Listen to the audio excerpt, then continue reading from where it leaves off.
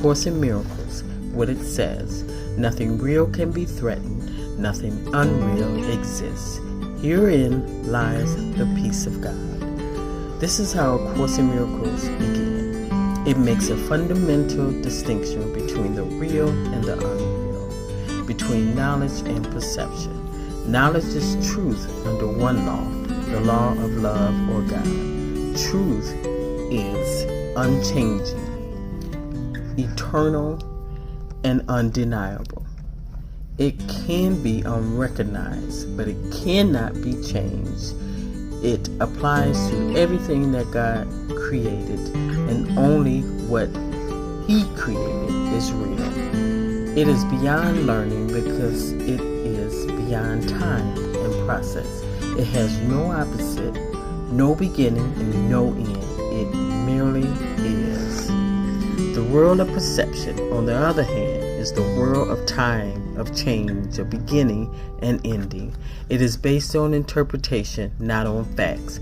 It is the world of birth and death, founded on the belief in scarcity, loss, separation, and death.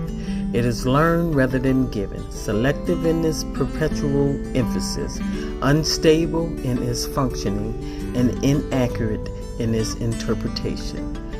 From knowledge and perception, respectively, two distinct thought systems arise, which are opposite in every respect. In the realm of knowledge, no thought exists apart from God, because God, as His creation, shares one will. The world of perception, however, is made by the belief in opposite and separate wills, in perpetual conflict with each other, and with God. What perception sees and hears appears to be real because it permits into awareness only what conforms to the wishes of the perceiver. This leads to a world of illusions, a world which needs constant defense, precisely because it is not real. When you have been caught in a world of perceptions, you are caught in a dream. You cannot escape without help, because everything your senses show merely witness to the reality of the dream. God has provided the answers, the only way out, the true helper. It is the function of His voice, His Holy Spirit, to mediate between the two worlds.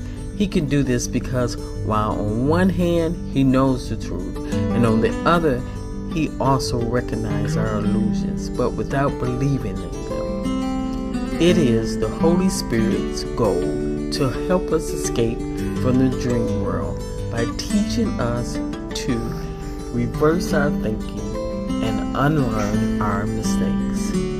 Forgiveness is the Holy Spirit's great learning aid in bringing this thought reverse about. However, the Course has its own definition of what forgiveness really is, just as it defines the world in its own way. The world we see merely reflects our own internal frame of references, the dominant idea, wishes, and emotions in our mind. Projection makes perception. We look inside first, decide the kind of world we want to see, and then project that world outside, making it the truth as we see it. We make it true by our interpretations of what it is we are seeing. If we are using perception to justify our own mistakes, our anger, our impulses to attack, our lack of love in whatever form it may take, we will see a world of evil, destruction, malice, envy, and despair. All this we must learn to forgive, not because we are being good or charitable, but because what we are seeing is not true. We have distorted the world by our own twisted defenses and are therefore seeing what is not there. As we learn to recognize our perceptual errors, we also learn to look past them or forgive. At the same time, we are forgiving ourselves, looking past our distorted self-concept to the self that God created in us, as us. Sin is defined as lack of love. Since love is all there is, sin in the sight of the Holy Spirit is a mistake to be corrected, rather than an evil to be punished. Our sense of inadequacy, weakness, and incompletion comes from the strong investment in the scarcity principle that governs the whole world of illusion. From that point of view, we seek in others what we feel is wanting in ourselves. We love another in order to get something ourselves. That, in fact, is what passes for love in the dream world.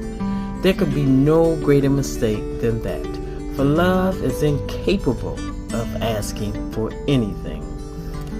Only minds can really join. In whom God has joined, no man can put asunder. It is, however, only at the level of Christ's mind that true union is possible and has in fact never been lost. The little I seeks to enhance itself by external approval, external possessions, and external love. The self that God created needs nothing. It is forever complete, safe, love, and loving. It seeks to share rather than get. It extends rather than project. It has no need and wants to join with others out of their mutual awareness of abundance. The special relationship of the world are destructive, selfish, and childishly egocentric. Yet, if given to the Holy Spirit, these relationships can become the holiest thing on earth, the miracle that points the way to the return to heaven. The world uses its special relationships as a final weapon of exclusion and a demonstration of separateness. The Holy Spirit transformed them into perfect lessons in forgiveness and in awakening from the dream. Each one is an opportunity to let perceptions be healed and error corrected. Each one is another chance to forgive oneself by forgiving the other, and each one becomes still another invitation to the Holy Spirit and to the remembrance of God. Perception is a function of the body and therefore represents a limit on awareness. Perception sees through the body eyes and hears through the body ears. It invokes the limited responses which the body makes. The body appears to be largely self-motivated and independent, yet it actually responds only to the intention of the mind. If the mind wants to use it for an attack in any form, it becomes prey to sickness, age, and decay. If the mind accepts the Holy Spirit purpose for it instead, it becomes a useful way of communicating with others, invulnerable as long as it is needed, and to be gently laid by when its use is over. Of itself, it is neutral, as is everything in the world perception, whether it is used for the goal of the ego or the Holy Spirit depends entirely on what the mind wants. The opposite of seeing through the body eyes is the vision of Christ, which reflects strength rather than weakness, unity rather than separation, and love rather than fear.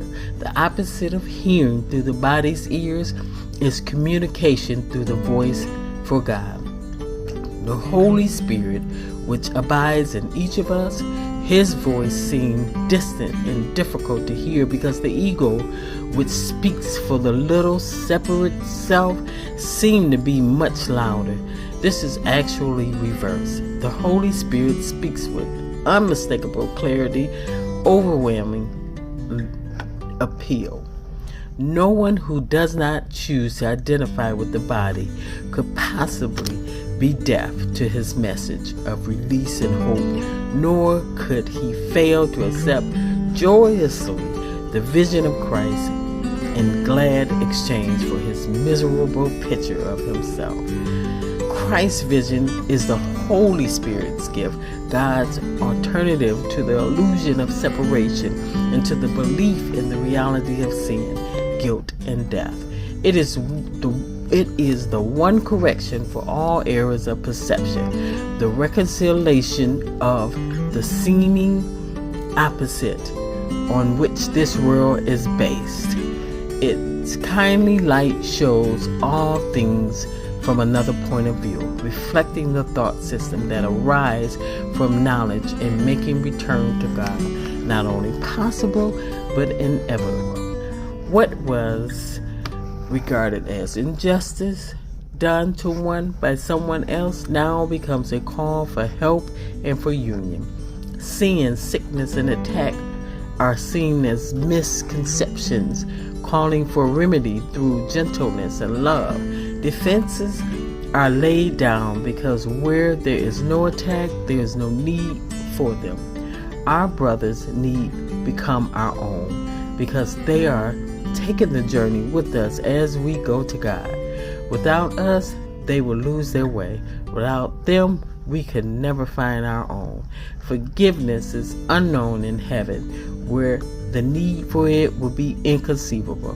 However, in this world, forgiveness is a necessary correction for all the mistakes that we have made. To offer forgiveness is the only way for us to have it, for it reflects the law of heaven, that giving and receiving are the same. Heaven is the natural state of all the sons of God, as He created them. Such is the reality forever. It has not changed because it has been forgotten. Forgiveness is the means by which we will remember. Through forgiveness, the thinking of the world is reversed. The forgiven world becomes the gate of heaven, because by its mercy we can at last forgive ourselves, holding no one prisoner to guilt. We become free, acknowledging Christ in all our brothers. We recognize His presence in ourselves, forgetting all of our misconceptions, and with nothing from the past to hold us back, we can remember God. Beyond this, learning cannot go. When we are ready, God Himself will take the final step in our return to Him. I love you.